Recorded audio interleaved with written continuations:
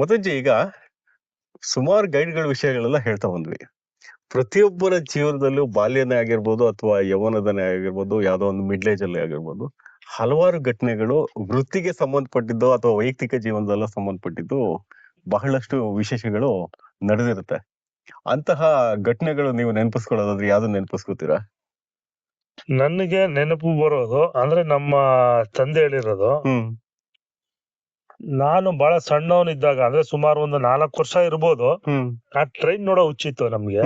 ನಮ್ ತಂದೆ football player, football ಆಡ್ತಾ ಇದ್ರಂತೆ. ಟ್ರೈನ್ಗೆ ನನ್ಗೆ ಯಾರೋ ಒಬ್ಬ ಬಾರೋ ಚಾಕ್ಲೇಟ್ ಕುಡಿಸ್ತೀನಿ ಅಂತ ಹೇಳಿ ಬೆಂಗಳೂರಿಗೆ ಹೋಗೋ ಟ್ರೈನ್ ಸಂಜೆ ಹೊತ್ತು ಬರ್ತಲ್ಲ ತಿರುಪತಿ ಗಾಡಿ, ಆ ಬರೋ ಟ್ರೈನ್ಗೆ ಟ್ರೈನ್ ಹತ್ಬಿಟ್ಟಿದ್ದಾನೆ ಅವ್ನು ಕರ್ಕೊಂಡು. ನಾನು ಟ್ರೈನ್ ಅಲ್ವಾ ಆಸೆ ಹತ್ತು ಬಿಟ್ಟಿದ್ದೀನಿ. ನಮ್ ತಂದೆ ಪರಿಚಯಸ್ಥರು ಬಂದ್ಬಿಟ್ಟು ಗುರ್ತು ಹಿಡಿದ್ರು. ಏನೋ ಇಲ್ಲಿ ಯಾರ ಜೊತೆ ಬಂದಿದ್ಯೋ, ಎಲ್ಲ ನಿಮ್ಮ ಅಪ್ಪ ಅಂತ ಕೇಳಿದಾರೆ. ಇಲ್ಲ ಅಂಕಲ್ ಚಾಕ್ಲೇಟ್ ಕೊಡಿಸ್ತೀನಿ ಅಂತ ಹೇಳಿದ್ರು, ಬಂದೆ ಅಂತ. ಯಾರೋ ನೀನು ಅಂತ ಅವ್ರು ಗದ್ರಿಸಿದಾರೆ. ನನ್ನ ಬಿಟ್ಬಿಟ್ಟು ಆತ ಪರಾರಿ. ಇಷ್ಟು ಹೇಳಕ್ಕೆ ನಿಮ್ಗೆ ಹೇಳ್ತಾ ಇದೀನಿ ಅಂದ್ರೆ ಅವ್ರು ನನ್ನ ಅವತ್ತು ಕರೆದಿಲ್ಲ, ಅವರೇ ಕಾರಣ ಇಷ್ಟೆಲ್ಲ ಮಾತಾಡಕ್ಕೆ. ಇಲ್ಲ ಅಂದಿದ್ರೆ ನಾವು ಬೆಂಗಳೂರು ಟ್ರೈನ್ ಹತ್ಬಿಟ್ಟು ನಾವೆಲ್ಲಿರ್ತದೋ ಏನೋ ಗೊತ್ತಿಲ್ಲ, ಬರೀ ಎಲ್ಲ ಒಂದು ಕ್ಷಣ. ಈಗ ಅವತ್ತು ಯಾರು ಆ ವ್ಯಕ್ತಿನ ಕಂಡಿಡಿದು ಇವ್ರನ್ನ ಕರ್ಕೊಂಡ್ ಊರಿಗೆ ಬಿಟ್ರು, ಅವ್ರಿಗೆ ಎಲ್ಲಾರು ನಾವೆಲ್ಲ ಒಂದು ಚಪ್ಪಾಳೆ ತಟ್ಟಿ ಗೌರವ ಸಲ್ಸೋಣ. ಬಹುಶಃ ಅವರು ಇದರ ಇನ್ನೊಂದವರು ಸರ್ ಅದು ನೋಡಿ ತಿಳ್ಕೊಬೇಕು ಇರ್ಬೋದು. ಮುಂದೆ ಅವ್ರೆಲ್ಲೇ ಇದ್ರು ಅವ್ರಿಗೊಂದು ಥ್ಯಾಂಕ್ಸ್. ಯಾಕಂದ್ರೆ ಒಂದು ಪ್ರವಾಸ ಇದಕ್ಕೆ ಮದನ್ ರಾವ್ ಅಂತ ಕೊಡುಗೆನ ಕೊಟ್ಟಿದ್ದಾರೆ, ಒಂದು ಬಹಳ ಅಪರೂಪ. ಇಲ್ಲ ಇದು ನಾನು ಅವಾಗ ಜ್ಞಾಪಿಸ್ಕೊತಾ ಇರ್ತೀನಿ. ಬರೀ ಒಂದೇ ಟೈಮ್ ಅಲ್ಲ, ನೀವು ಸ್ವಾರಸ್ಯಕರವಾದ್ರೆ ಹೇಳಿ ಅಂದಾಗ ಬರೋದೇ ಇದು. ಹೌದು, ನಮ್ಮ ಊರಿನ ನಂಟು ಉಳ್ಕೊಬೇಕಿತ್ತು ಅನ್ನೋದಿತ್ತು. ನಾನು ಅವತ್ತು ಟ್ರೈನ್ ಅಲ್ಲಿ ಪಾಸ್ ಆಗ್ಲಿಲ್ಲ, ಫೇಲ್ ಆಗಿದ್ದಕ್ಕೆ ನಾನು ಇಲ್ಲಿ ಉಳ್ಕೊಂಡೆ. ಇಲ್ಲ ಸಾಕಷ್ಟು ಇದು. ಮಕ್ಳು ಏನ್ ಮಾಡ್ತಾ ಇದಾರೆ? ಒಬ್ಬ 9th ಓದ್ತಾ ಇದ್ದಾನೆ, ಇನ್ನಿಬ್ರು ಟ್ವಿನ್ಸ್ ಬಾನವಿ ಭಾರ್ಗವಿ ಅಂತ, ಫಸ್ಟ್ ಸ್ಟ್ಯಾಂಡರ್ಡ್. ಸೊ ನಿಮ್ಮನೆಯಿಂದ ಇನ್ಯಾರು ಮುಂದಿನ ಅಂತ ನಿಮ್ಮ ಇದನ್ನ ಕಂಟಿನ್ಯೂ ಅನ್ನಕ್ಕಿಂತ ಹೆಚ್ಚಾಗಿ ಸರ್ ಇದು ಆಸಕ್ತಿ, ಇದು ಕ್ಷೇತ್ರ ಎಲ್ರನ್ನೂ ಕೈ ಬೀಸ್ ಕರಿಯುತ್ತೆ ಹೇಳ್ತಾರಲ್ಲ, ಅದು ಉಳ್ಕೊಳ್ಳೋರು ಉಳ್ಕೋತಾರೆ ಅಷ್ಟು ಸುಲಭವಾಗಿ. ನಾನು ಬಹಳಷ್ಟು ನೋಡಿದೀನಿ, ಬಹಳಷ್ಟು ಜನ ಒಂದ್ ಪ್ಯಾಷನ್ ಬರ್ತಾರೆ, ಏನೋ ಒಂದ್ ಕೈ ನೋಡೋಣ ಅಂತ ಬರ್ತಾರೆ. ಆ ತರ ಅಲ್ಲ ಇದು. ನೀವು ಉಳ್ಕೋಬೇಕು ಅಂದ್ರೆ ಆಸಕ್ತಿ ಇರ್ಬೇಕು, ಅದ್ರ ನಮ್ಗೆ ಅದೊಂದು ಭಾವನಾತ್ಮಕ ನಂಟಿದೆ ಊರಿಗೆ. ಖಂಡಿತ. ಅದ್ರ ಪೂರಕವಾಗಿ ನಮ್ ತಂದೆ ಈ ಕ್ಷೇತ್ರದಲ್ಲಿ ಇದ್ರು, ಸೊ ನಾನು ಉಳ್ಕೊಳಕ್ಕೆ ಅನುಕೂಲ ಆಯ್ತು. ನಾನು ಬೇರೆ ಕೆಲಸಕ್ಕೆಲ್ಲ ಟ್ರೈ ಮಾಡಿದ್ದೆ. ಕಂಡಕ್ಟರ್ ಲೈಸೆನ್ಸ್ ಹಾಕಿದ್ದೆ, ಮಿಲಿಟರಿ ಟ್ರೈನಿಂಗ್ ಹೋಗಿದ್ದೆ, ಅಂದ್ರೆ ಸೆಲೆಕ್ಷನ್ಗೆ, ಪೊಲೀಸ್ಗೆ ಎಕ್ಸಾಮ್ ಬರ್ದಿದ್ದೆ. ಸೊ ಅಲ್ಲೆಲ್ಲ ಅಲ್ಲಿ ಫೇಲ್ ಆಗಿ ಇಲ್ಲಿ ಪಾಸ್ ಆದೆ. ಬಹಳ ಅರ್ಥಪೂರ್ಣವಾದಂತ ಮಾಹಿತಿಗಳನ್ನ ಗೈಡ್ ಅನ್ನೋದ್ರ ಬಗ್ಗೆ, ಯಾಕಂದ್ರೆ ಎಲ್ಲಾ ವಿಷಯಗಳದ್ದು ಚರ್ಚೆ ಬರ್ತಾ ಇದೆ. ಆದ್ರೆ ಒಬ್ಬ ಗೈಡ್ ಬಗ್ಗೆ ಯಾರನ್ನು ಇಂತ ಕೆಲವೊಂದು ವಿಷಯಗಳು ಅಲ್ಲಿರುವಂತ ಒಳ್ಳೇದನ್ನೇ ಆಗ್ಲಿ ಕೆಟ್ಟದನ್ನೇ ಆಗ್ಲಿ ಅಂತ ಹೇಳುವಂತ ಇದಿಲ್ಲ. ಹೇಳಿದ್ರಿ, ಒಬ್ಬ ಗೈಡ್ ಆಗ್ಬೇಕಾದ್ರೆ ಏನೇನು ಅರ್ಹತೆ ಇರ್ಬೇಕು, ಅದಕ್ಕೆ ಏನೇನು ಎಕ್ಸಾಮ್ಸ್ ಇರುತ್ತೆ, ಎಂತ ಜನಗಳು ಬಂದ್ರೆ ಗೈಡ್ ಅನ್ನೋ ಉದ್ಯಮ, ಒಂದು ಪ್ರವಾಸೋದ್ಯಮಕ್ಕೆ ಗೈಡ್ ಅನ್ನೋದು ಪೂರಕವಾಗಿ ನಿಂತ್ಕೊಳ್ಳುತ್ತೆ ಅನ್ನೋದನ್ನ ಹೇಳ್ತಾ ಬಂದ್ರಿ. ಅದೇ ರೀತಿ ಗೈಡ್ಗಳ ಬಗ್ಗೆ ಮೆಚ್ಚುಗೆ ಸಹಿತ ಇದೆ. ಅಂದ್ರೆ ಎಲ್ಲಾ ಫೀಲ್ಡ್ ಅಲ್ಲೂ ಇರೋ ರೀತಿಯಲ್ಲೂ ಇಲ್ಲೂ ಸಹಿತ ಗೈಡ್ಗಳು ನಿಮ್ಗೆ ತಿಳಿದವರು ಇರ್ತಾರೆ, ತಿಳಿದಿದ್ದವರು ಇರ್ತಾರೆ. ಅದ್ರ ಬಗ್ಗೆ ಸಾಕಷ್ಟು ಉದಾಹರಣೆಗಳನ್ನ ನಾವೀಗಾಗ್ಲೇ ಚರ್ಚೆ ಮಾಡಿದ್ವಿ. ಆದ್ರೆ ಗೈಡ್ ಅಂತ ಬಂದಾಗ ಕೆಲವೊಂದು ಅಪಾದನೆಗಳು ಇನ್ನೂ ಜಾಸ್ತಿ ಆಗುತ್ತೆ. ಏನಂತ ಹೇಳಿದ್ರೆ, ಯಾವ್ದೋ ಹೋಟೆಲ್ ಹತ್ರ ನಿಲ್ಲಿಸ್ಬಿಡ್ತಾರೆ, ಕಮಿಷನ್ ತಗೊಳ್ತಾರೆ. ಯಾವ್ದೋ ಆರ್ಟಿಕಲ್ ನಿಲ್ಲಿಸ್ಬಿಡ್ತಾರೆ, ಅಲ್ಲಿ ಕಮಿಷನ್ ತಗೊಳ್ತಾರೆ. ಈ ತರ ಅಪಾದನೆಗಳು ಬರುತ್ತೆ. ಇಂತಹ ಅನುಭವಗಳು ನಿಮ್ಗೆ ಏನಾರು ಆಗಿದ್ಯಾ? ನಮ್ಗೆ ನಾವು ಮುಂಚೆ ಈ ಬೆಂಗಳೂರಿಂದ ಸೈಡ್ ಸೀನ್ಗ್ ಬರೋ ಬಸ್ ಏನಿರ್ತಿತ್ತು, ಅವ್ರಿಗೆ ಮಧ್ಯಾಹ್ನದ ಊಟಕ್ಕೆ ಕೆಲವೊಂದು ಹೋಟೆಲ್ಗಳಿಗೆ ನಿಲ್ಸೋ ಪರಿಪಾಠ ಇತ್ತು. ಅದು ನಮ್ಮಿಂದ ನಿಂತ್ಕೋತಾ ಇರ್ಲಿಲ್ಲ. ಸೊ ಅಲ್ಲಿ ಓನರ್ ಡೈರೆಕ್ಟ್ ಹೋಟ್ಲ್ ಓನರ್ಗೆ ಅವರು ಸಂಪರ್ಕ ಇತ್ತು. ಅವ್ರು ಹೇಳ್ತಾ ಇದ್ರು ಅಲ್ಲೋಗಿ ವೆಹಿಕಲ್ ನಿಂತ್ಕೋತಾ ಇತ್ತು. ಸೊ ಅವರು ಬೇರೆ ಕಡೆ ನಿಲ್ಲಿಸಿದಾಗ ನೀವ್ ಹೇಳಿದ ರೀತಿ ಮನಸ್ತಾಪ, ಅಸಮಾಧಾನ, ಜಗಳಗಳು ಇತ್ಯಾದಿಗಳು ನಡೆದಿರುವಂತ ಉದಾಹರಣೆಗಳು ಬಹಳಷ್ಟಿದಾವೆ. ಇನ್ನು ಉಳ್ದಂಗೆ ಇನ್ನ ಬಹಳಷ್ಟು ಜನ ಪ್ರವಾಸಿಗರು ಮೈಸೂರು ಏನಕ್ಕೆ ಖ್ಯಾತಿ ಹೊಂದಿದೆ ಅಂದ್ರೆ, ಒಂದು ದಸರಾ, ಒಂದು ಚಾಮುಂಡೇಶ್ವರಿ ಬೆಟ್ಟ, ಮತ್ತೆ ಶ್ರೀಗಂಧ ತಯಾರಿಕೆ, ಮತ್ತೆ ಸಿಲ್ಕ್ ವೀವಿಂಗ್ ಬಹಳ ಪ್ರಸಿದ್ಧಿ. ಸೊ ಬರೋಂತ ಪ್ರವಾಸಿಗರಿಗೆ ಈ ಮಾಹಿತಿ ತಿಳಿದೇ ಇರ್ತದೆ. ಅವ್ರು ಕೇಳ್ತಾರೆ ಇಲ್ಲಿ ಒಳ್ಳೆ ರೇಷ್ಮೆ ವಸ್ತ್ರ ಎಲ್ಲಿ ಸಿಗುತ್ತೆ ಅಂತ. ಹೌದು. ಸೊ 3-4 ಕಡೆ ಸಿಗುತ್ತೆ ಅದು. ಒಂದು ನಮ್ಮ ಸಿಲ್ಕ್ ಕರ್ನಾಟಕ ರೇಷ್ಮೆ ಉದ್ಯಮ ಏನಿದೆ ಅದು ಸರ್ಕಾರದ್ದು, ಹೌದು. ಅದು ಇದೆ. ಕೆಲವರು ಅಲ್ಲಿ ನೋಡ್ತಾರೆ ರೇಟ್ ಜಾಸ್ತಿ ಆಗ್ತು ಅಂತಾರೆ, ಕೆಲವರು ಇನ್ನೊಂದ್ ಕಡೆ ಕಮ್ಮಿ ಇರೋ ಜಾಗಕ್ಕೆ ಹೋಗ್ತಾರೆ. ಇನ್ನು ಉಳ್ದಂಗೆ ಶ್ರೀಗಂಧದ ಕೆತ್ತನೆ ಕುಸರಿ ಕೆಲಸ ಏನ್ ಮಾಡ್ತಾರೆ, ಮಾಹಿತಿ ಇರೋರು ಅಲ್ಲೇ ಹೋಗ್ತಾರೆ. ಈಗ ಆ ತರದ್ದು ಸಮಸ್ಯೆಗಳು ಉದ್ಭವ ಆಗಂತದ್ದು ಇದೇ ಇಲ್ಲ ಈಗ. ಎಲ್ಲ ಮೊಬೈಲ್ ಅಲ್ಲಿ ಅಂಗೈಯಲ್ಲೇ ಅರಮನೆ, ಎಲ್ರಿಗೂ ಮಾಹಿತಿಗಳು ಗೊತ್ತಿದೆ. ಸೊ ಈಗ ಏನು ಅಂದ್ರೆ ನಮ್ಗೆ ಗೈಡ್ಗೆ ಮಾಹಿತಿಗಷ್ಟೇ ಸೀಮಿತವಾಗಿರ್ತೀವಿ ನಾವು. ನೀವ್ ಹೇಳದ್ದು ಎಲ್ಲೋ ಬಹಳಷ್ಟು ಒಂದು 30-35 ವರ್ಷದ ಹಿಂದೆ ಇದ್ದಂತ ಇವೆಲ್ಲ ನಾನು ಕೇಳಿದೀನಿ. ಈಗ ಆತರ ಯಾವ್ದು ಇಲ್ಲ. ಯಾಕಂದ್ರೆ ಜನಗಳ ಮನಸ್ಸಲ್ಲಿ ಇವತ್ತಿಗೂ ಆ ಒಂದು ಮಾಹಿತಿ ಇದ್ರೆ ಅದನ್ನ ನಿವಾರಣೆ ಆಗ್ಲಿ ಅನ್ನೋ ಒಂದು ಉದ್ದೇಶದಿಂದನೇ ಈ ಪ್ರಶ್ನೆ ಅದು ಈಗ ಕೇಳ್ಬೇಕಾಗಿದೆ. ನೀವು ನೋಡಿ, ಈಗ ನೀವು ಉದಾಹರಣೆಗೆ ಮೈಸೂರು ಭಾಗವನ್ನ ತಲೆಯಲ್ಲಿ ಇಟ್ಕೊಂಡು ನೀವು ಪ್ರಶ್ನೆ ಕೇಳ್ತಾ ಇದ್ರಿ. ಅದೇ ನೀವು ಬೇಲೂರು ಹಳೆಬೀಡು, ಹೌದು, ಚಿತ್ರದುರ್ಗ, ಹೌದು, ಈ ಪ್ರಶ್ನೆ ಬರೋದೇ ಇಲ್ಲ ಅಲ್ಲಿ. ಖಂಡಿತ ಇಲ್ಲ. ಸೊ ಇಲ್ಲಿ ವಿಪುಲವಾದ ಅವಕಾಶಗಳಿವೆ.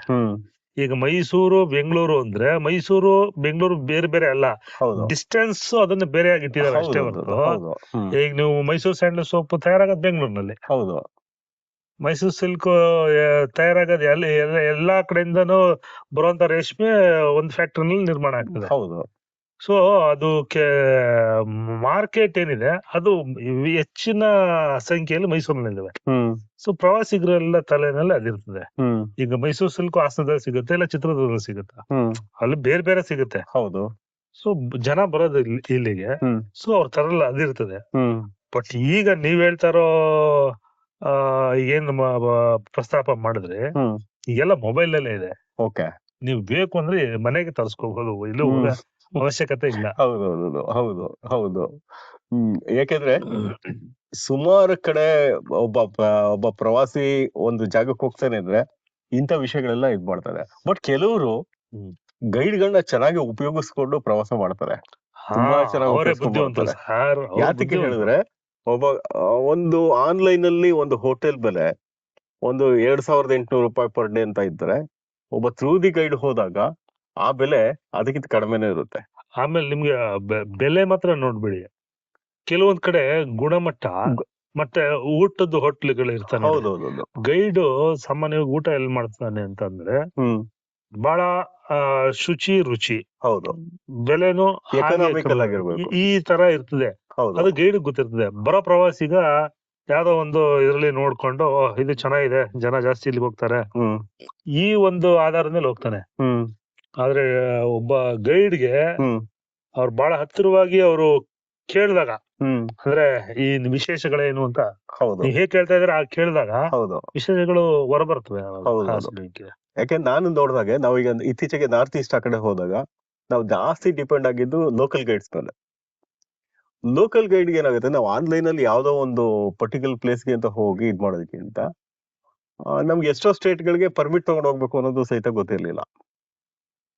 10 ದಿನಕ್ಕೆ 20 ದಿನಕ್ಕೆ ಪರ್ಮಿಟ್ ತಗೊಂಡು ಹೋಗ್ಬೇಕು ಅನ್ನೋದು ಸಹಿತ ಗೊತ್ತಿರಲಿಲ್ಲ. ಹೋದಾಗ ಅವ್ರಿಗೆ ಫೋನ್ ಮಾಡಿದಾಗ ನಿಮ್ದು ಇನ್ಫಾರ್ಮೇಶನ್ ಕಳಿಸಿ, ನಾವು ಪ್ರತಿಯೊಂದು ಮಾಡಿಟ್ಟಿರ್ತೀವಿ ಅನ್ನೋ ರೀತಿಯಲ್ಲಿ ಅವ್ರು ಮಾಡಿಟ್ಟಿದ್ರು.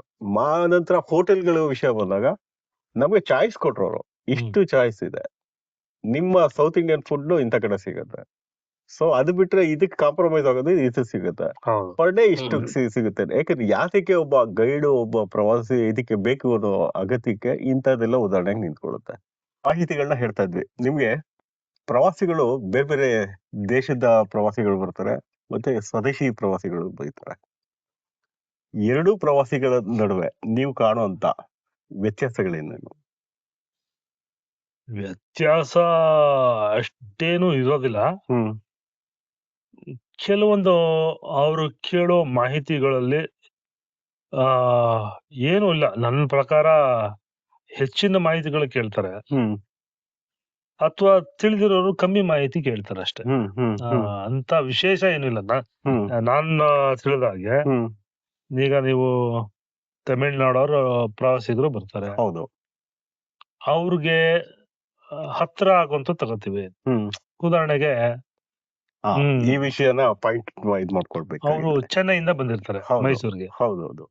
ನಾನ್ ನಿಮ್ಗೆ ಇರ್ವಿನ್ ಗೊತ್ತಾ ನಿಮ್ಗೆ ಅಂತ ಕೇಳ್ತೀನಿ ಪ್ರಾರಂಭದಲ್ಲೇ ಸುಮ್ನೆ. ಹ್ಮ್. ಚೆನ್ನೈ ಅಂದ್ರೆ ನಾ ಕೇಳ್ತೀನಿ ಇರ್ವಿನ್ ಗೊತ್ತಾ ಅಂತ. ಹ್ಮ್ ಯಾವ ಇರ್ವಿನ್ ಅಂತ ಕೇಳ್ತಾರೆ. ಹ್ಮ್ ನಿಮ್ ಚೆನ್ನೈನಲ್ಲಿ ಇರ್ವಿನ್ ರೋಡ್ ಇದೆ ಅಂತ ಗೊತ್ತಿಲ್ವಾ ನಿಮ್ಗೆ ಅಂತ ಕೇಳ್ತೀನಿ. ಹ್ಮ್ ಇರ್ವಿನ್ ರೋಡ್ ಇದೆ ಗೊತ್ತು ಗೊತ್ತು ಗೊತ್ತು ಅಂತಾರೆ. ಹ್ಮ್ ಆ ಇರ್ವಿನ್ನೇ ನಮ್ಮ ಅರಮನೆನೇ ಡಿಸೈನ್ ಮಾಡಿದ್ದು ಅಂತ ಹೇಳ್ತೀನಿ ಹ್ಮ್ ಅವಾಗ. ಹ್ಮ್ ಹ್ಮ್ ಯಾಕಂದ್ರೆ ಅಲ್ಲಿ ಚೆನ್ನೈ ಕನೆಕ್ಟ್ ಆಗ್ತಾರೆ ಅವಾಗ. ಚೆನ್ನೈ ರೈಲ್ವೆ ಸ್ಟೇಷನ್, ಹೌದು. ಚೆನ್ನೈ ಹೈಕೋರ್ಟ್ ಡಿಸೈನ್ ಮಾಡಿದವನು ಇರ್ವಿನ್. ಹ್ಮ್ ಅಲ್ಲೂ ಇರ್ವಿನ್ ರೋಡ್ ಇದೆ, ಹೌದು. ಇಲ್ಲೂ ಇರ್ವಿನ್ ರೋಡ್ ಇದೆ. ಹ್ಮ್ ನಿಮ್ಗೆ ಆಯಾ ಸ್ಥಳದಿಂದ ಬಂದಿರೋರ್ಗೆ ಹ್ಮ್. ನಾವು ಫಸ್ಟ್ ಅದು ಕೊಟ್ಟಾಗ ಓಕೆ. ಅವರು ನಮ್ ಕಡೆ ಬಂದಿರ್ತಾರೆ ಅವರು. ಹ್ಮ್ ಹ್ಮ್ ಆಮೇಲೆ ಐರ್ಲೆಂಡ್ ಅವ್ರು ಬರ್ತಾರೆ. ಹ್ಮ್ ಐರ್ಲೆಂಡ್ ಹೆನ್ರಿ ಇರ್ವಿನ್ ಐರ್ಲೆಂಡ್ ಅವನೇ. ಹೌದು. ಸಯಾಜಿರಾವ್ ಗಾಯಕ್ವಾಡ್ ಅಲ್ಲಿ ರಾಜ. ಇಲ್ಲಿ ಅವ್ರ ನೆನಪಿನ ಅರ್ಥವಾಗಿ ರಸ್ತೆ ಇದೆ ಸಯಾಜಿರಾವ್ ರೋಡ್.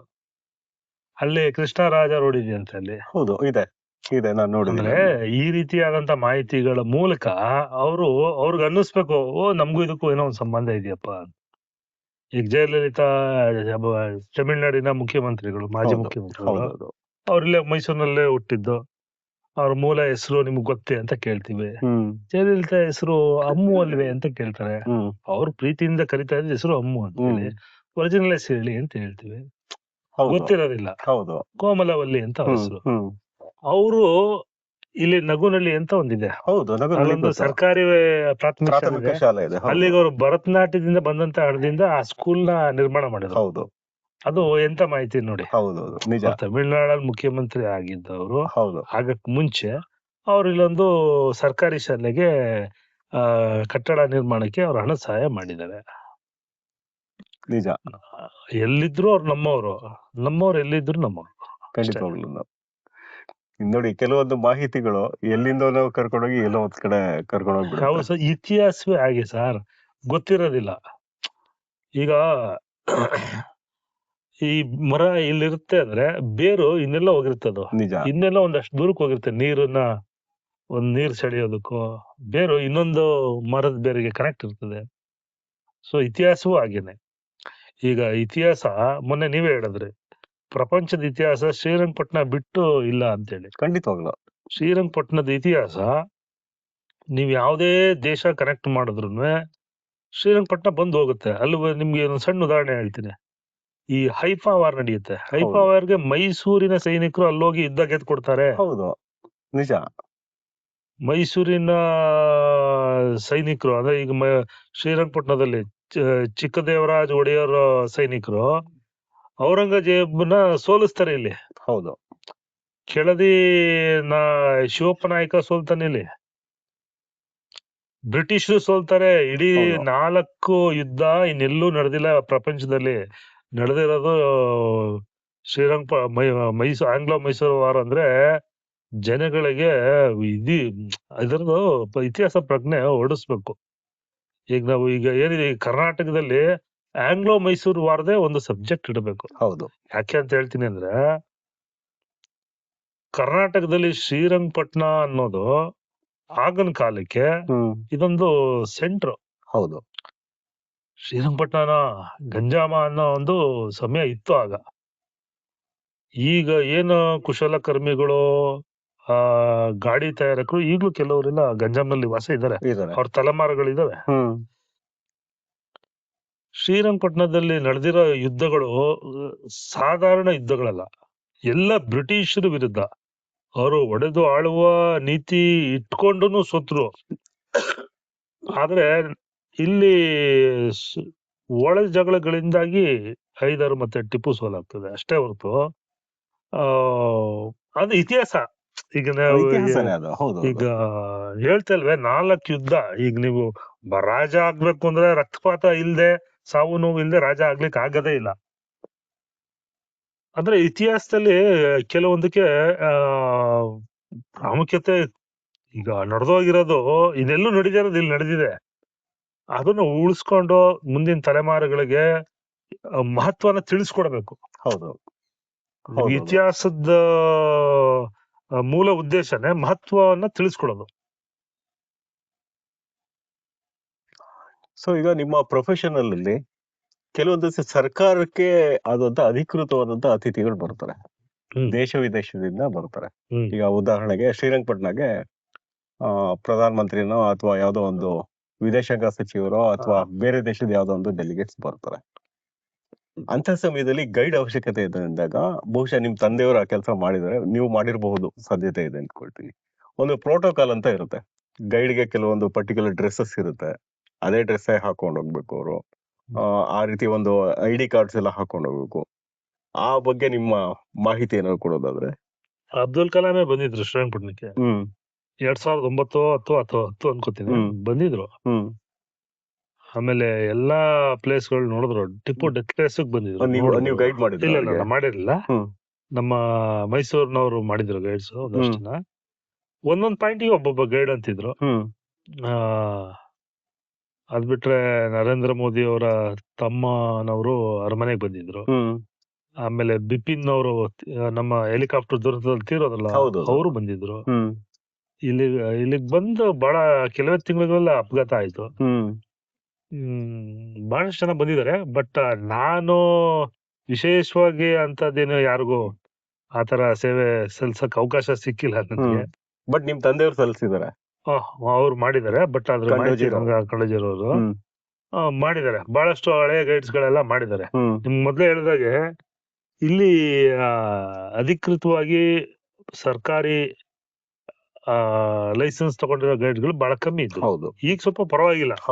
ಈಗ ಡಿಸ್ಟಿಕ್ ಅಲ್ಲಿ ಒಂದು 60-70 ಜನ ಇರ್ತಾರೆ. ಅವ್ರು ಕೆಲವೊಂದು ಸ್ಮಾರಕಗಳಲ್ಲಿ ಕೆಲಸ ನಿರ್ವಹಣೆ ಮಾಡ್ತಾ ಇರ್ತಾರೆ. ಇನ್ನು ನೀವ್ ಹೇಳ್ದಾಗೆ ವಸ್ತ್ರ ಕೆಲವೊಂದ್ ಕಡೆ ಕೊಟ್ಟಿದ್ದಾರೆ, ಕೆಲವೊಂದ್ ಕಡೆ ಇಲ್ಲ. ಈ ತರ ಇಲ್ಲಿ ನಮ್ಗಿನ್ನೂ ಯಾವ್ದು ಇದಾಗಿಲ್ಲ. ಕೊಟ್ರೆ ಇನ್ನೇನು ಸಮವಸ್ತ್ರ ಧರ್ಸಕ್ಕೇನೋ ಒಂದು ಪ್ರೋಟೋಕಾಲ್ ಅಂತ ಮಾಡ್ತಾರೆ. ಈಗ ಕೋಟ್ ಎಲ್ಲ ಹಾಕೊಳ್ಳೋಬೇಕು, ವೈಟ್ ಡ್ರೆಸ್ ಅಲ್ಲಿ ಇರ್ಬೇಕು, ಅಥವಾ ಒಂದು ಬ್ಲಾಕ್ ಸೂಟ್ ಏನೋ ಹಾಕೊಂಡಿರ್ಬೇಕು. ಕೆಲವೊಂದ್ ಕಡೆ ಡ್ರೆಸ್ಸಸ್ ಗಳು ಒಬ್ಬೊಬ್ರು ಒಂದೊಂದು ಡ್ರೆಸ್ಸಸ್ ಗಳು ಹೇಳಿದ್ರೆ ಅದ್ರ ಬಗ್ಗೆ ಇನ್ನು ಸ್ಪಷ್ಟವಾಗಿ ಏನು ಇಲ್ಲ. ಹಾಗಾಗಿ ಈಗಿನ ಮಟ್ಟದಲ್ಲಿ ಗೈಡ್ಗಳಿಗೆ ಯಾವುದೇ ರೀತಿಯ ಒಂದು ಪ್ರೋಟೋಕಾಲ್ ಡ್ರೆಸ್ಸಸ್ ಅಂತ ಇಲ್ಲ. ಆದ್ರೆ VIP ಗಳು ಬಂದಾಗ ಮಾತ್ರ ಡೆಸಿಗ್ನೇಟೆಡ್ ಅಂತ ಏನಿರ್ತಾರೆ ಅವ್ರಗಳಿಗೆ ಅವಾಗ್ಲೂ ಏನಿಲ್ಲ. ಬಟ್ ಸ್ವಯಂ ನಾವೇ ನಮ್ಮ ಮೇಲೆ ಹಾಕೊಂಡಿರೋ ಕೆಲವೊಂದು ನಿಯಮಗಳು, ನಿಬಂಧನೆಗಳು, ಈ ತರ ಹೋಗ್ಬೇಕಪ್ಪ, ನಾವೊಂದು ಡಿಗ್ನಿಟರೀಸ್ ಹೋಗ್ತಾ ಇದೀವಿ, ನಾವೊಂದು ಡಿಗ್ನಿಟಿಯಾಗಿ ನಾವು ಒಂದು ಡ್ರೆಸ್ ಮಾಡ್ಬೇಕು ಅನ್ನೋದು. ಆಲ್ಮೋಸ್ಟ್ ಮೈಸೂರು ಅಥವಾ ಮೈಸೂರು, ಮಂಡ್ಯ, ಹಾಸನ್ ಗೈಡ್ಸ್ ಎಲ್ಲ ಚೆನ್ನಾಗಿ ವೆಲ್ ಡ್ರೆಸ್ ಆಗಿ ಡಿಸೆನ್ಸಿ ಇರೋದು ಇರುತ್ತೆ. ಯಾರನ್ನು ಆದ್ರೆ ಸ್ಪೆಷಲ್ ಆಗಿ ನೀವು ಹೇಳಿದ್ರಲ್ಲ, ಸ್ವಲ್ಪ ಕೆಲವೊಂದು ಒಂದು ದೇಶದ ಪ್ರತಿನಿಧಿಸುವಂತ ಒಬ್ಬ ಗೈಡ್ ಅಂತ ಬಂದಾಗ ಕೋಟ್ ಹಾಕೊಂಡಿರೋದಿದೆ. ಇದೆ ಒಂದು ದೇಶ ಒಬ್ಬ ಗೈಡ್ ಅಂತ ಒಂದು ದೇಶ ಸಂಸ್ಕೃತಿನ ಪ್ರತಿಬಿಂಬಿಸ್ತಿದ್ದಾನೇನೋ ಒಂದು ರೀತಿನಲ್ಲಿ. ಅದಕ್ಕೆ ಸಾಂಪ್ರದಾಯಿಕ ಉಡುಗೆ ತೊಡುಗೆಗಳು ನಾವು ನೋಡಿದೀವಿ. ಕೆಲವೊಂದು ರಾಜಸ್ಥಾನಲ್ಲಿ ಆಗ್ಬೋದು, ಅದೇ ರೀತಿ ವಸ್ತ್ರ ವಿನ್ಯಾಸದಲ್ಲಿ ಅವ್ರಿಗೆ ಮಾರ್ಗದರ್ಶನ ಕೊಡೋದು ನಾನು ನೋಡಿದ್ದೀನಿ. ಇಲ್ಲಿ ವಿಶೇಷವಾಗಿ ಕೆಲವೊಂದ್ಸತಿ ಕೋಟ್ ಹಾಕಿದ್ದಿದೆ, ಟೈ ಹಾಕಿದ್ದಿದೆ ಕೆಲವರು. ನಾನು ಇದಾಗಿಲ್ಲ, ಬಟ್ ಬೇರೆಯವ್ರು ಮಾಡಿರೋದಿದೆ. ಓಕೆ. ಸೊ ಬಹಳಷ್ಟು ವಿಶೇಷಗಳನ್ನ ಹೇಳ್ತಾ ಬಂದ್ರಿ. ಯಾಕಂದ್ರೆ ಬಹುಶಃ ಗೈಡ್ಗಳ ಬಗ್ಗೆ ಯಾವುದೇ ಪ್ರದೇಶದ ಮಾಹಿತಿ ಅಲ್ಲ, ಗೈಡ್ಗಳ ಬಗ್ಗೆನೇ ವಿಷಯ ತಿಳಿಸ್ಬೇಕು ಅನ್ನೋ ಉದ್ದೇಶದಲ್ಲಿ ನಿಮ್ಮನ್ನ ಭೇಟಿ ಮಾಡುವಂತ ಒಂದಿದಾಯ್ತು. ಈಗ ಶ್ರೀರಂಗಪಟ್ಟಣದಿಂದ ಶ್ರೀರಂಗಪಟ್ಟಣದ ಹೆಮ್ಮೆ ಅಂತ ಹೇಳಿದ್ರೆ ಇಲ್ಲಿ ಬರುವಂತ ಗೈಡ್ಗಳನ್ನೇ. ನಿಮ್ಮ ಅನುಭವದಲ್ಲಿ ಶ್ರೀರಂಗಪಟ್ಟಣನ ಎಷ್ಟು ದಿನದಲ್ಲಿ ನೋಡ್ಬೋದು? ಒಂದು ಚೂರು ಬಿಡದೆ ಇದ್ದಂಗೆ ನೋಡ್ತೀನಿ ಅನ್ನೋದೇ ಆದ್ರೆ ಒಂದು ದಿವಸದಲ್ಲಿ ನೋಡ್ಬೋದು. ಅದು ಬೆಳಗ್ಗೆನೆ ಬೇಗ ಪ್ರಾರಂಭ ಮಾಡ್ಬೇಕು. ಸುಮಾರು 8:30 ಪ್ರಾರಂಭ ಮಾಡಿದ್ರೆ ನಿಮ್ಗೆ ಬಿಸಿಲು ಮುಗಿಯೋಷ್ಟ್ರೊಳಗಡೆ ಸುಮಾರು 12 ಗಂಟೆ ಒಳಗಡೆ ಕೆಲವೊಂದನ್ನ ನೋಡಿದ್ರೆ ನಿಮ್ಗೆ ಆಯಾಸ ಕಮ್ಮಿ ಆಗ್ಬೋದು. ಅಷ್ಟು ಬಿಟ್ರೆ ಇನ್ನು ಕೋಟೆ ಎಲ್ಲ ಸುತ್ತಾಡ್ಲೇಬೇಕು ಅಂದ್ರೆ 2 ದಿವಸ ಬೇಕು. ಕೋಟೆ ನಿಮ್ಗೆ ನಾನು ಕೋಟೆ ತೋರಿಸ್ಬೇಕು ಅಂದ್ರೆ ಎಲ್ಲೋ ಒಂದು 200 ಅಡಿ ದೂರದಿಂದ ನೋಡಿ, ಅಲ್ಲಿ ಕಾಣ್ತಾ ಇದೆ ನೋಡಿ, ಅದೇ ಕೋಟೆ ಅಂತ ತೋರಿಸಲಿಕ್ಕಾಗಲ್ಲ. ಹೌದು. ನಿಮ್ಗೆ ಅದು ಕೋಟೆ ಹತ್ತಿ ಇಳಿದ್ರೆ ನಿಮ್ಗೆ ಇದು ಕೋಟೆ. ಹೌದು. ಹಾಗಾಗಿ 2 ದಿನ ಅಂದ್ರೆ ಇಲ್ಲ. ನೀವು ಈಗ ನಾವು ಉತ್ತರ ಭಾಗದಲ್ಲಿ ಇದೀವಿ, ದಕ್ಷಿಣಕ್ಕೆ ಹೋಗಿ ನೋಡ್ಬೇಕು. ಹೆಂಗ್ ನೋಡ್ತೀರಿ? ಯಾವ ಕಡೆಯಿಂದ ಹೋದ್ರೆ ದಕ್ಷಿಣಕ್ಕೆ ಹೋಗ್ಬೋದು ಅನ್ನೋದು ಗೊತ್ತು. ಇನ್ನು ಪಶ್ಚಿಮಕ್ಕೆ ಹೋಗ್ಬೇಕು, ಪಶ್ಚಿಮದಲ್ಲಿ ಎಲ್ಲಿ ಇಳಿದ್ರೆ ಎಲ್ಲಿ ಮೇಲ್ಗಡೆ ಹತ್ಬೋದು ಅನ್ನೋದು ತಿಳಿದಿರ್ಬೇಕು. ಗೊತ್ತಿರ್ಬೇಕು. ಹೌದು ಅದಕ್ಕೆ ನೀವು ನಡಿಲೇಬೇಕು, ವೆಹಿಕಲ್ ಹೋಗೋದಿಲ್ಲ ಅಲ್ಲಿಗೆ. ಖಂಡಿತ. ಹೌದು ನಿಮಗ್ ಗೊತ್ತು, ನನಗ್ ಗೊತ್ತು, ಖಂಡಿತ. ನೋಡೋರು ನೋಡೋರ್ಗ್ ಗೊತ್ತಾಗಲ್ಲ, ಅದಕ್ಕೆ ಹೇಳ್ತಾ ನೋಡೋರ್ಗ್ ಇರೋದು. ಗೊತ್ತಾಗಲ್ಲ. ಸೊ ಇಷ್ಟೆಲ್ಲ ಮಾಹಿತಿಗಳನ್ನ ಹೇಳಿದ್ರಿ, ಬಹಳಷ್ಟು ವಿಶೇಷಗಳು. ಯಾಕಂದ್ರೆ ನೋಡಿ ವೀಕ್ಷಕರೇ, ಒಂದು ವಿಷಯ ಹೇಳ್ತೀವಿ, ನೀವ್ ಯಾವ್ದೇ ಊರಿಗೆ ಹೋಗಿ ಒಬ್ಬ ನುರಿತ ಗೈಡ್ ನ ಸಹಾಯ ಪಡ್ಕೊಳ್ಳಿ. ಯಾತಕ್ಕೆ ಹೇಳ್ತೀವಿ ಅಂತಂದ್ರೆ, ಗೈಡ್ಗಳು ಏನಕ್ ಬೇಕು ಅಂತ ಹೇಳಿದ್ರೆ, ನೀವು ಆನ್ಲೈನ್ ಅಲ್ಲಿ ಏನು ಕೆಲವೊಂದು ಹೋಟೆಲ್ಸ್ ಬುಕ್ ಮಾಡ್ತೀರಾ, ಕೆಲವೊಂದು ಇದನ್ನ ಇದ್ ಮಾಡ್ತೀರಾ, ಮಾಹಿತಿಗಳು ಅಪೂರ್ಣವಾಗಿರುತ್ತೆ, ಸಂಪೂರ್ಣವಾಗಿರಲ್ಲ. ಆದ್ರೆ ಒಬ್ಬ ಅಲ್ಲೇ ಸ್ಥಳೀಯವಾಗಿ 10 ವರ್ಷಗಳಿಂದ ಅಲ್ಲೇ ಹುಟ್ಟಿ ಬೆಳೆದಂತ ಗೈಡ್ಗೆ ಎಲ್ಲರಿಗಿಂತ ಹೆಚ್ಚಿನ ಮಾಹಿತಿ ಇರುತ್ತೆ. ಅದು ಇಂಟರ್ನೆಟ್ ಅಲ್ಲಿ ಸಿಗಲ್ಲ. ಹೌದು, ಇಂಟರ್ನೆಟ್ ಅಲ್ಲಿ ಸಿಗಲ್ಲ. ಅಂತವ್ರು ಹಾಗಿರೋದ್ರಿಂದ ನಾನ್ ಮದನ್ ರಾವ್ಗೆ ಕ್ಯಾನ್ವಾಸ್ ಮಾಡೋದಕ್ಕೆ ಬಂದಿಲ್ಲ. ಫಸ್ಟ್ ಆಫ್ ಆಲ್ ಹೇಳ್ಬಿಡ್ತೀನಿ, ಎಲ್ಲಾ ರಾಜ್ಯದ ಗೈಡ್ಗಳ ಪರವಾಗಿ, ಅಧಿಕೃತ ಗೈಡ್ಗಳ ಪರವಾಗಿ ಇವ್ರನ್ನ ಒಬ್ಬ ಪ್ರತಿನಿಧಿ ಅಂತ ನಿಲ್ಲಿಸ್ಕೊಂಡಷ್ಟೇ ನಾನು ಪ್ರಶ್ನೆ ಕೇಳಿರೋದು. ಮದನ್ ರಾವ್ಗೆ ವೈಯಕ್ತಿಕವಾಗಿ ಯಾವುದೇ ಪ್ರಶ್ನೆನ ಕೇಳುವಂತ ಅಗತ್ಯ ನನ್ ಖಂಡಿತ ಇಲ್ಲ. ಹಾಗಿರೋದ್ರಿಂದ ನೀವು ಮುಂದಿನ ಪ್ರವಾಸ ಹೋಗ್ಬೇಕಾದ್ರೆ ಸ್ಥಳೀಯವಾಗಿರುವಂತ ಗೈಡ್ಗಳನ್ನ ಸಹಕಾರ ಪಡ್ಕೊಳ್ಳಿ ಅಂತ ಹೇಳ್ತೀನಿ. ಜೊತೆಗೆ ಮದನ್ ರಾವ್ ಅಂತ ಗೈಡ್ಗಳು ಬಹಳ ಅಪರೂಪ ಸಿಗ್ತಾ ಇರೋದು. ಯಾಕೆಂದ್ರೆ ಎಲ್ಲಾ ಫೀಲ್ಡ್ ಅಲ್ಲೂ ಇರೋ ರೀತಿನಲ್ಲಿ ಗೈಡ್ಗಳ ಫೀಲ್ಡ್ ಅಲ್ಲೂ ತಿಳ್ಕೊಂಡಿರೋ ಸಂಖ್ಯೆ ಕಡಿಮೆ ಆಗ್ತಾ ಇದೆ ಅನ್ನೋದು ವಿಷಾದನೀಯ. ಆದ್ರೆ ಪ್ರತಿನಿತ್ಯ ಅಭ್ಯಾಸ ಮಾಡ್ಕೊಂಡು ಮಾಡೋಂಥವ್ರು ಬಹಳಷ್ಟು ಜನ ಇದ್ದಾರೆ. ಶ್ರೀರಂಗಪಟ್ಟಣ ಮಣ್ಣಲ್ಲಿ ಸಾಕಷ್ಟು ಜನ ಇದ್ದಾರೆ. ಅದ್ರಲ್ಲಿ ಇವ್ರ ತಂದೆಯವ್ರ ಸಹಿತ ಒಬ್ರು. ಅವ್ರ ಜೊತೆಗೆ ಸತ್ಯನಾರಾಯಣ್ ಮತ್ತೆ ಜೈರಾಮ್ ವೆಂಕಟೇಶ್, ಈ ಹೆಸರನ್ನ ಶ್ರೀರಂಗಪಟ್ಟಣದಲ್ಲಿ ಹೇಳಲಿಲ್ಲ ಅಂತ ಹೇಳಿದ್ರೆ ಅದು ನಾವು ಗೈಡ್ಗಳಿಗೆ ಮಾಡುವಂತ ಒಂದು ರೀತಿ ಅಪಚಾರ ಅಂತಾನೆ ಅನ್ಸ್ಬಿಡುತ್ತೆ ಕೆಲವು ಸರಿ. ಅವರೆಲ್ಲ ಈಗ ನಮ್ ಸತ್ಯನಾರಾಯಣ ಅವರು ತೀರೋಗಿ 2012 ತೀರೋದ್ರು ಸೆಪ್ಟೆಂಬರ್ ಅಲ್ಲಿ. ಹೌದೌದು. ಜೈರಾಮ್ ಅವರು ಹೋಗಿ ಹತ್ತತ್ರ ಒಂದು 16-17 ವರ್ಷ ಆಯ್ತು. ಹೌದು ಹೌದು. ವೆಂಕಟೇಶ್ ಅವ್ರ ಹೋಗಿ ಬಹಳ ವರ್ಷನೇ ಆಯ್ತು. ಹೌದು. ಅವರೆಲ್ಲ ಒಂದ್ ರೀತಿ ಬುನಾದಿ. ನಿಜ, ಒಂದ್ ರೀತಿ ಗೈಡ್ಗಳಿಗೆ ಈ ತರನು ಒಂದು ಪ್ರಪಂಚ ಇದೆ ಅಂತ ಅವತ್ತಿನ ಕಾಲದಲ್ಲಿ ಯಾವ್ದೇ ರೆಕಗ್ನಿಷನ್ ಸರ್ಟಿಫಿಕೇಶನ್. ಜೈರಾಮ್ ಅವರ ಮಗ ಅಶೋಕ್ ಅಂತಿದ್ದಾರೆ. ಹೌದೌದು. ಅವರು ನನಗೆ ಉಡುಪಿಯಲ್ಲಿ ತರಬೇತಿ ಕೊಡ್ತಾ ಇದಾರೆ ಅಂತ ಹೇಳಿ ಕಳಿಸಿದ್ದೆ ಅವರು. ಓಕೆ. ಅವರು ಇಷ್ಟೆಲ್ಲ ಮಾತಾಡಕ್ ಅವರು ಒಂದು ರೀತಿ ಕಾರಣ. ಅವ್ರು ಅಶೋಕ್ ಅವ್ರು ಟೂರಿಸ್ಟ್ ಆಪರೇಟರ್ ಇರ್ಬೇಕು ಅಲ್ಲ, ರಾಜ್ಯಾಧ್ಯಕ್ಷರು, ಮಾರ್ಗದರ್ಶಿಗಳು. ಹೌದು, ಇಡೀ ನಮ್ಮ ಕರ್ನಾಟಕ ಪ್ರವಾಸ ಮಾರ್ಗದರ್ಶಿಗಳೇನಿದ್ರೆ ಸಂಘಕ್ಕೆ ಅಧ್ಯಕ್ಷರು ಅವರು. Okay okay okay okay okay. So ಬಹಳಷ್ಟು ವಿಶೇಷ ತಿಳಿಸ್ಕೊಟ್ರಿ. ಒಳ್ಳೇದಾಗ್ಲಿ ನಿಮ್ಗೆ, ನಿಮ್ಮ ಕುಟುಂಬಕ್ಕೆ. ನಿಮ್ಮಂತವ್ರ ಸಂಖ್ಯೆ ಜಾಸ್ತಿ ಇರ್ಲಿ ಗೈಡ್ಗಳಲ್ಲಿ. ಆಗ್ಲಿ ಸರ್. ನೀವು ನಮ್ ಶ್ರೀರಂಗಪಟ್ಟಣದಲ್ಲಿ ಸೇವೆ ಸಲ್ಲಿಸಿ ಅಭಿಮಾನ ಇಟ್ಟು ನಮ್ ಶ್ರೀರಂಗಪಟ್ಟಣ ಮತ್ತೆ ಮಾರ್ಗದರ್ಶಿಗಳ ವಿವರ ಮತ್ತೆ ಅವರ ಒಂದು ಹವ್ಯಾಸಗಳು, ಅವರ ಜೀವನ ಅನುಭವ ನೀವು ನನ್ನ ಮೂಲಕ ನೀವು ತಿಳಿಸ್ತಾ ಇದ್ರಲ್ಲ, ಅದು ನನಗೂ ಒಂದು ಹೆಮ್ಮೆ ವಿಚಾರ. ತುಂಬಾ ಧನ್ಯವಾದಗಳು. ಯಾಕೆಂದ್ರೆ ಎಲ್ಲರೂ ಅನ್ಕೊಳ್ತಾರೆ ಗೈಡ್ ಅಂದ ತಕ್ಷಣನೇ ಅವ್ರಿಗೆ ಎಲ್ಲ ಕೂಚಾಗಕ್ಕೆ ಎಲ್ಲ ಬರುತ್ತೆ ಅಂತ ಹೇಳಿ. ಒಬ್ಬ ಗೈಡ್ ಇಂದ ಏನೇನ್ ಇರೋದನ್ನ ಹೇಳ್ಬೇಕಾದಂತ ಅನಿವಾರ್ಯತೆ ಈಗ ನೀವ್ ಹೇಳಿದ್ರಲ್ಲ, ಇದು ಒಟ್ಟಾರೆ ಸಾರಾಂಶನೇ ಅದು. ಈಗ ನಿಮ್ಗೆ ಅತಿಥಿ, ಈಗ ಏನು ಮಾತೃದೇವೋಭವ, ಪಿತೃದೇವೋಭವ, ಆಚಾರ್ಯ ದೇವೋಭವ, ಅತಿಥಿ ದೇವೋಭವ. ಹೌದು. ಅತಿಥಿ ದೇವೋಭವಕ್ಕೆ ನಾವು ಪೂರಕವಾಗಿ ನಾವು ಕೆಲಸ ಮಾಡ್ತಾ ಇದೀವಿ ಅಂತ. ಒಳ್ಳೇದಾಗ್ಲಿ ನಿಮ್ಗೆ, ನಿಮ್ಮ ಮನೆಯವ್ರಿಗೆ ಎಲ್ಲಾರ್ಗು ಆಯಸ್ಸು ಆರೋಗ್ಯ ಕೊಡ್ಲಿ ದೇವರು, ಚೆನ್ನಾಗಿಟ್ಟಿರ್ಲಿ ಅಂತ ಹೇಳ್ತಾ ಈ ಸಂಚಿಕೆ ಮುಗಿಸ್ತಾ ಇದೀವಿ. ಧನ್ಯವಾದ ಸರ್.